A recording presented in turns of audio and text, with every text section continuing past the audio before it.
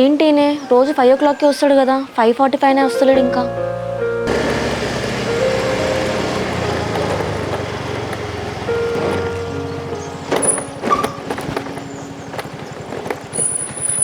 ఏంటండి ఎప్పుడు 5 o'clockకి వచ్చేవాళ్ళు కదా, ఇవాళ 45 minutes లేట్ అయింది ఎందుకు?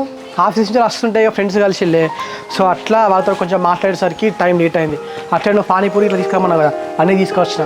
మీరు మీ ఫ్రెండ్స్తో ఉన్నప్పుడు నాకు ఒక్క కాల్ చేస్తే అయిపోవు కదా, లేట్ అవుతుందని. ఇంకా రాలేదని టెన్షన్ పడుతున్నా. దీనికే ఫోన్ చేసి చెప్పాల్సిన అవసరం ఉన్నది, నువ్వు టెన్షన్ పడాల్సిన అవసరం ఉన్నది. మా అంటే ఎంతసేపు half an hour 1 hour late అయింది అంతే కదా.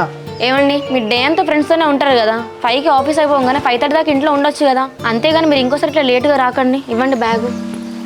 అట్లా అంటాను ఏంది, ఆఫీస్ ఉన్నంతసేపు వర్క్ చేసుకుంటూనే ఉంటామా? ఏమన్నా వేరే పర్సనల్ విషయాలు షేర్ చేసుకుందామంటే ఆఫీస్లో కుదరదు. అందుకే అట్లా ఆఫీస్ అయిపోయాక బయట ఫ్రెండ్స్ తోటి కూర్చొని కొంచెంసేపు మాట్లాడుకుంటా అట్లా చాయో సమోసో తిని వస్తాం.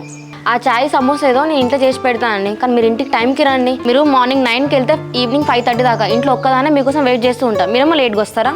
సర్లేవే, ఇక రేపని చెల్లి షార్ప్ 5:30 వరకు ఇంట్లో ఉంటా, ఓకేనా? బిడ్డ ఆఫీసు పోయేది గీడ కూర్చున్న వేంద్ర, లోపలికి రా, చాయ్ తాగుదు. అమ్మ నీ బయటనే చాయ్ను సమోసా తినొచ్చుతా కానీ ఇది చూడే, నేను జస్ట్ 45 minutes లేట్గా వచ్చినందుకు ఎంత టెన్షన్ పడుతుందో. అవునా కోడలా, ఎందుకు టెన్షన్ పడతాను?